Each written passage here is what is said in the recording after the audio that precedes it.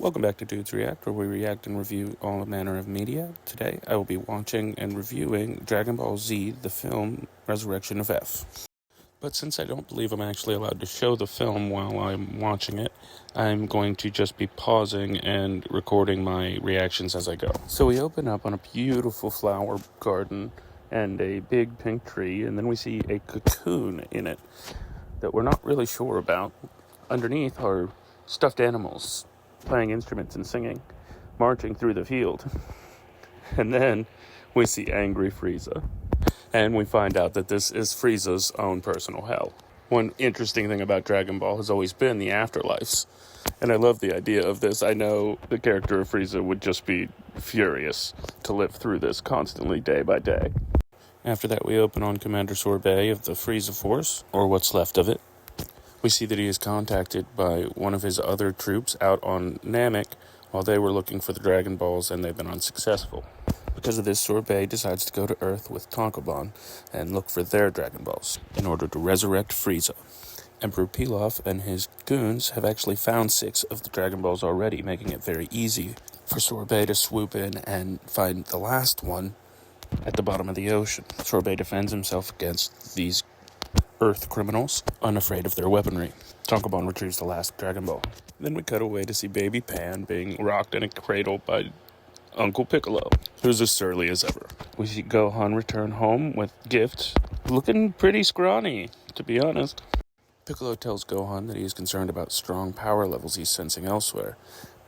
Then our perspective changes to there, where Pilaf is about to summon the dragon, Shenron, with Captain Sorbet and Tonkabon behind him. Shenron appears and asks for their wishes. Sorbet steps up and asks for him to make Frieza alive again.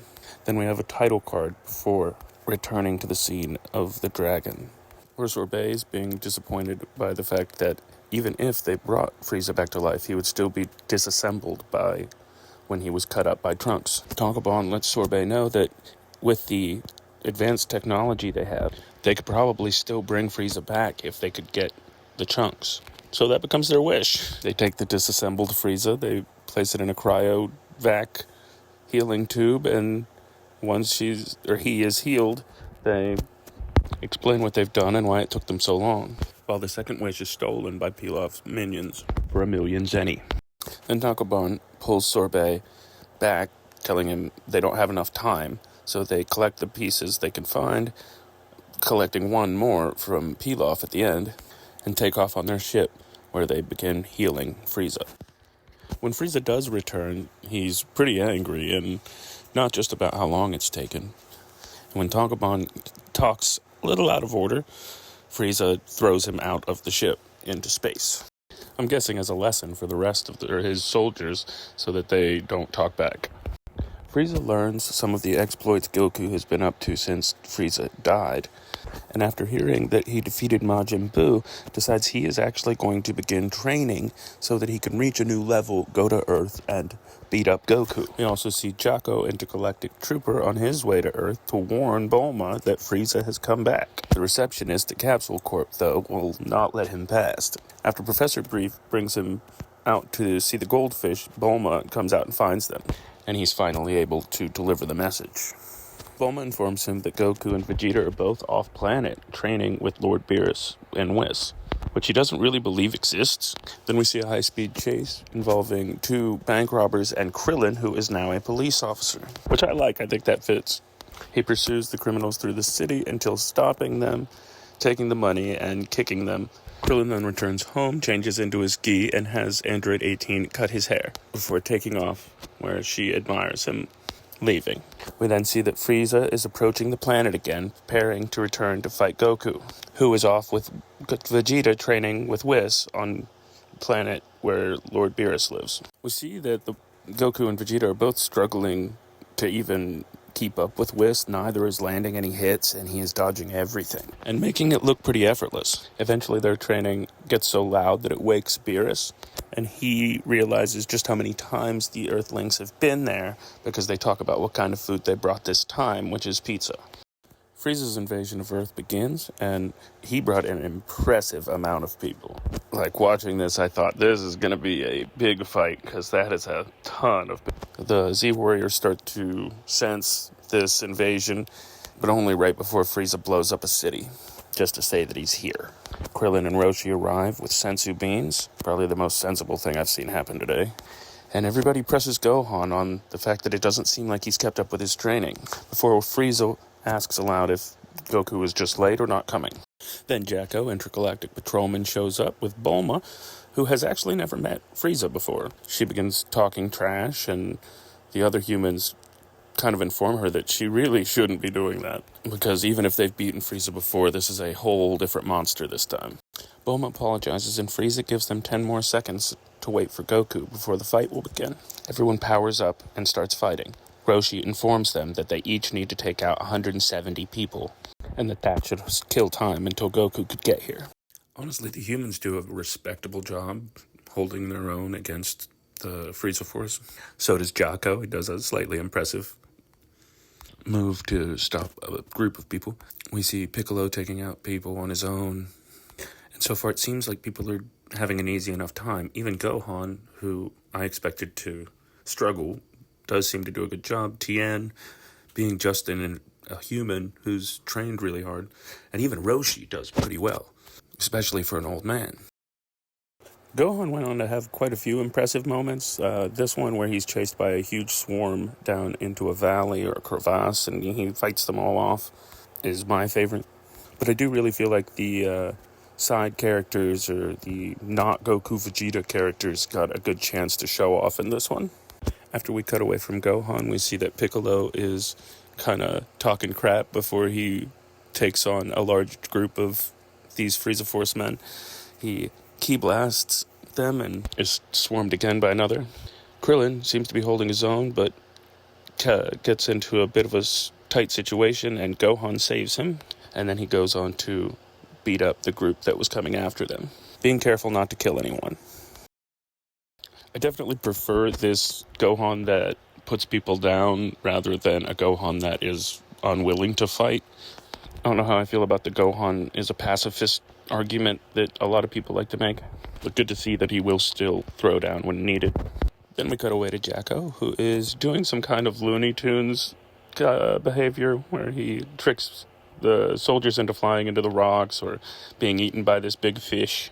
Overall, I think Jacko was pretty funny. We get back to the fight when we see Roshi and Krillin both holding their own again, but struggling.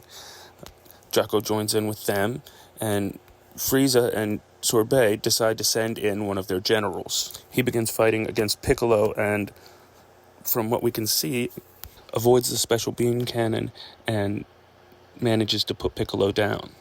Gohan proves he can still go Super Saiyan, but it doesn't last for very long before Frieza puts him down. Everyone's pretty freaked out as Frieza destroys his own forces, and Jacko informs Bulma of just how dangerous Frieza is. Piccolo and Krillin revive Gohan with a shock and a sensu bean. Over on Beerus's planet, he eats pizza, sits in the shade, while Goku and Vegeta train with Whis. The Oracle Fish arrives to tell Whis that he needs to check his mail, where Bulma has offered him a sundae of strawberries and ice cream. Beerus and Whis are both sold immediately, and Bulma tells the fighters to power up so that Goku can find their location for instant transmission. Frieza complains about how bad Earth's hell was and how poetic he found it to use Earth's Dragon Balls to release him from there. He blames Goku for being sung to by fluffy, stuffed animals instead of ruling over the galaxy like a tyrant. He then says he's going to power up to his final form from the start, and he's going to put Goku down. Goku powers up and tells him he doesn't even need to go Super Saiyan. The fight begins, and they start throwing elbows at each other and dodging punches. The fight goes on, and they seem pretty even, to be honest. If anything, it even seems like Frieza might be struggling, as it does not seem like Goku is taking any hits. Jocko is amazed an Earthling could have so much power, and Bulma informs him that Goku might have grown up here, but is actually a Saiyan. Around this time, Vegeta decides it's his turn, goes up and starts fighting Goku in the middle of their bout. Goku convinces Vegeta to back down for just a little longer so he can return to his bout with Frieza, who says he's not going to hold back anymore, and Goku agrees he won't either. He powers up to max blue, and Frieza is impressed, but not discouraged, and begins his own transformation into Golden Frieza. I kind of wonder if they made Golden Frieza just because of the golden transformation of Super Saiyan, or if it's because gold's so valuable. I'm not really sure, but it really just looks like Final Form Frieza, but gold. Goku jokes with Vegeta about him taking his turn now that Frieza is all the way powered up, and then they begin their fight in earnest. And this is a brutal fight. A lot of great hand-to-hand, and the animation is pretty good. Most of it is actually really good. There's only a couple of scenes that look off to me, but I know that that's a common complaint about this film. Whis and Beerus show up looking for the strawberry sundae they were promised earlier in the story, and of course threatening to blow up the planet if it's anything less than great. Now Frieza does appear to be doing slightly better since the power-up, but Goku is not slacking. This is a pretty even fight overall. Like I said, maybe slightly leaning towards Frieza, who has just realized that Beerus and Whis are even here. But Beerus quickly tells him that he's only here to eat ice cream, so he does not going to intervene. Vegeta informs them that he'd like his turn now, but Goku continues fighting Frieza, both going all out from what it looks like. Though it doesn't really seem like either fighter is gaining a lead until after they get underwater and Frieza uses his tail to hold Goku under. Goku escapes the water and they continue to fight in the air. Goku reveals that Frieza's big weakness is that he can't sustain this new form for very long. Frieza cannot believe that he's being beaten like this, and that Goku then hits him with a 1-inch punch that devastates him. We see that Beerus has now eaten the last strawberry, which has upset Whis. Goku charges up a Kamehameha and prepares to blast it at Frieza, who tries to block and is pushed into the ocean. After a moment to wonder, we see that Frieza did survive and is crawling out. Goku gives him the chance to leave, which really infuriates him. He starts screaming, why? This is the most that him and Vegeta have ever looked alike. Frieza makes eye contact with Sorbet, so he knows to shoot Goku with his ray gun in the heart. This was their contingency plan they discussed earlier. No one can believe that this is what's happened. Even Whis seems shocked, and everyone can see it was Sorbet plain as day. Frieza, being a bad sport, comes over and kicks the crap out of Goku while he's down on the ground, stomps on his laser wound, and pretty much declares victory, causing Vegeta to get involved. After he asks him if he will end Goku for him, offers him a position of power in the Frieza Force if he goes through with it. Vegeta said he can't kill Goku because his rivalry between them actually pushes him to get stronger, and declares that it is his turn to fight Frieza. Goku gets a senzu bean and goes to the sidelines. Frieza tells Vegeta he has no chance, and Vegeta powers up to blue, and Frieza looks pretty scared. Vegeta walks down Frieza and blocks all of his ki blasts, looking unaffected. Comes in with a right kick to the gut, has Frieza foaming at the mouth, then a left to the face, and Frieza comes back angry, but Vegeta gives him a kick to the face with his left, then lands a heavy right punch to the face again. Stays on him, coming in with the right arm again, hitting him so hard Frieza comes out of his golden form into his final form, white. Vegeta tells him not to bother resurrecting again, and Frieza decides he's going to blow up the planet. Beerus tells Whis to make a force field and take them to safety in space. Then, as Goku and the others realize what has just happened, and that had they just finished Frieza off from the beginning, this wouldn't have happened, Whis reminds them that he can control time to go back 3 minutes for a temporal redo. So we flash back through the last few moments. The world is whole again, and right before Vegeta steps up to destroy Frieza, Goku comes dashing in and shoots a Kamehameha at him to destroy him. Of course, upsetting Vegeta, but ultimately destroying Frieza, along with his ship and the rest of the Frieza Force. Of course, Vegeta is furious, thinking that Goku has just swept in there to be a glory hog, but Bulma settles him down and explains.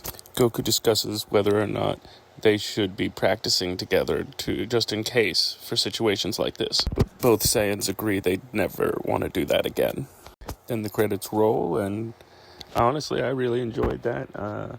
I enjoyed having Frieza back. That was probably one of my two favorite villains from the original Z series. Really, I'm just happy to have new Dragon Ball content. Not that it's new to when I'm covering it. I really liked seeing Vegeta just get to beat on Frieza for a while. It seemed very well deserved because of their history and everything.